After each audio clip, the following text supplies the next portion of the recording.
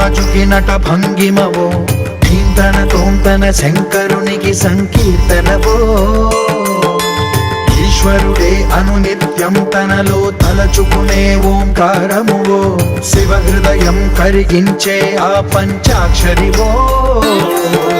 నీ మదిలో మహాదేవుడినే కొలువుంచగా కైలాసమువో, అతని పాదము చందన